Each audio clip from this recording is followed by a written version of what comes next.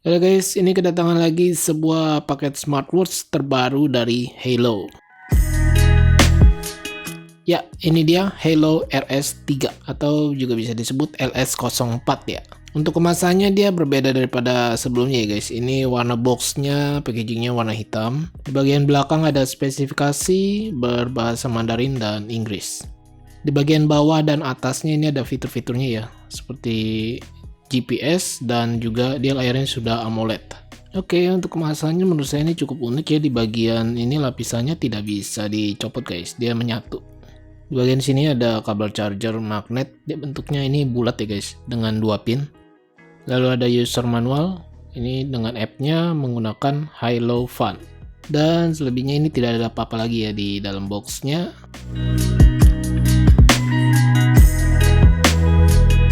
Untuk desainnya ini dia bulat ya guys, bulat banget dengan warnanya ini full black. Dia cuma ada satu warna aja. Kita lihat di bagian strapnya ini ada logo Halo, dan juga menurut saya ini cukup tebal ya strapnya.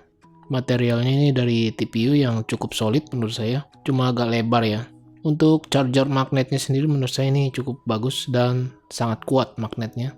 Kalau kita lihat untuk di bagian case-nya ini dia menggunakan aluminium ya, atau logam gitu. Untuk di bagian belakang dari plastik PC, untuk heart rate sensornya dia ada 4 titik sensor nih guys. Oke, kita nyalakan, tekan dan tahan tombol yang atas ini guys. Kita harus scan dulu ke aplikasinya ya, barcode app-nya yaitu Halo Fun. Baterai kapasitinya ini 230 mAh, untuk baterai life-nya ini sekitar 12 sampai 21 hari ya. Untuk aplikasi masih sama seperti Halo sebelumnya, memakai Halo Fun. Bisa download di Play Store dan di iOS. Untuk tampilan displaynya sendiri menurut saya ini keren banget guys, berbeda daripada smartwatch lainnya ya. Ketika ditekan atau kita nyalakan bagian layarnya ini, dia menyala secara perlahan gitu guys, tidak langsung. Resolusinya sendiri cukup besar ya, 390 x 390 pixel dengan AMOLED HD screen. Ini layarnya nih kalau saya tes untuk geser-geser layarnya licin ya, kayak ada oleophobic coating gitu. Untuk di pinggir layarnya ini juga kalau kita lihat melengkung ya, seperti curved glass gitu.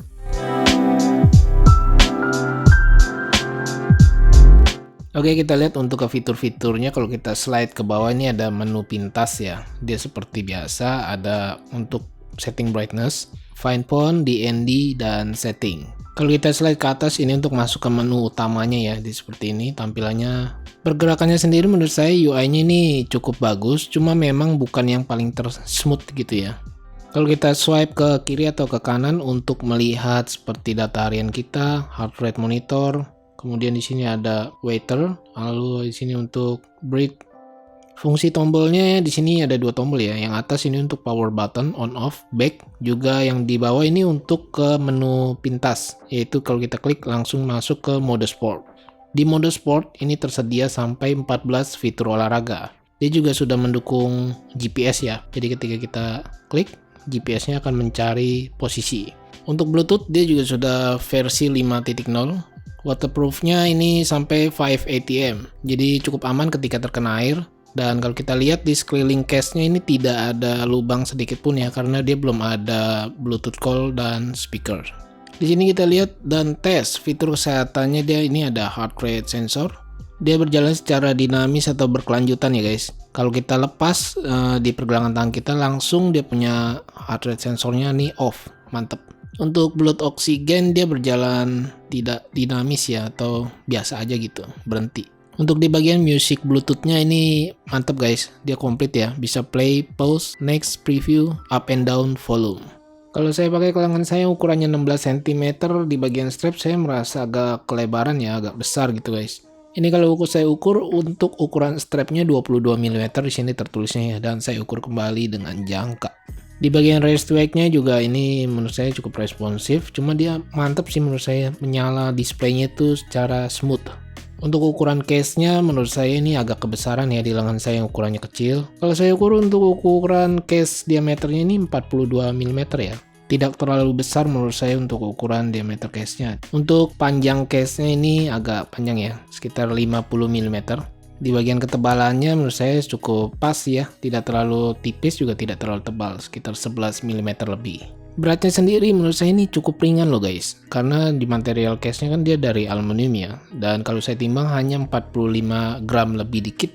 Oke, setelah kita bahas tadi berbagai macam kelebihannya, sekarang kita bahas di bagian sedikit kekurangannya nih guys menurut saya. Untuk kekurangannya yang saya rasakan ketika memakai smartwatch ini ya, pertama itu agak besaran ya, yaitu selera orang ya. Lalu yang kedua ini saya merasa di bagian kekurangannya ada di bagian display. Di bagian bezelnya nih kalau kita miringin terkena cahaya gitu agak tebal ya bezelnya ya.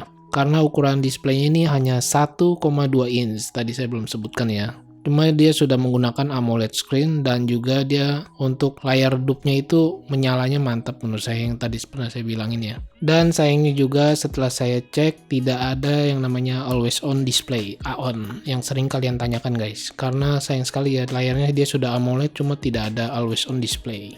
Masih di bagian display, untuk watch face ini saya belum sebutin tadi, dia hanya ada dua pilihan aja awalnya ya bawaan sistemnya. Kemudian kita bisa tambahkan lagi di aplikasi Halo Fun. Dan di Halo Fun ini saya lihat untuk watch face tambahannya tidak banyak guys. Dia hanya tersedia 9 pilihan aja dan ada satu yang bisa di custom. Menurut saya sih ini hanya menunggu update firmware aja ya. Seperti di Halo Solar aja dulu tidak ada. Kemudian belakangan ini menjadi banyak. Lalu di bagian settingnya nih guys. Untuk di bagian setting nih menurut saya cukup dikit yang bisa disetting melalui smartwatch-nya. Seperti race to wake atau screen time out-nya sendiri harus disetting melalui aplikasi. Screen time out-nya smartwatch Halo RS3 ini bisa sampai 15 detik. Lalu fitur kesehatannya di bagian blood pressure dia tidak ada ya. Hanya ada blood oksigen dan heart rate. Lalu kemudian kekurangannya lagi menurut saya ini harga ya. Harganya ini kalau saya lihat di website luar itu sekitar $80. Kalau di rupiah itu sekitar 1 jutaan guys. Wow, mantap banget tuh.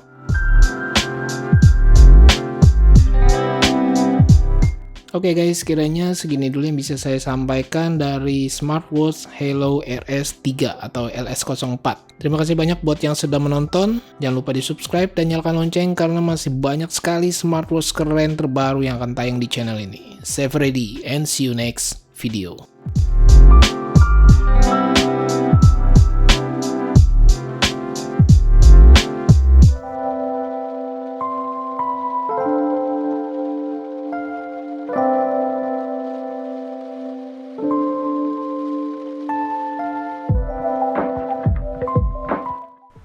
Ini sayang banget sih untuk watch face dia hanya ada dua aja ya dan sedikit di aplikasinya, sedangkan untuk exercise dia kelebihannya ada GPS. Oke, mantap juga sih menurut saya ini. Dan juga untuk layarnya sudah AMOLED, kelebihannya mungkin di situ ya. Semoga aja dia nanti masuk ke Indonesia harganya bisa lebih murah dan terjangkau serta ada garansinya dari Halo.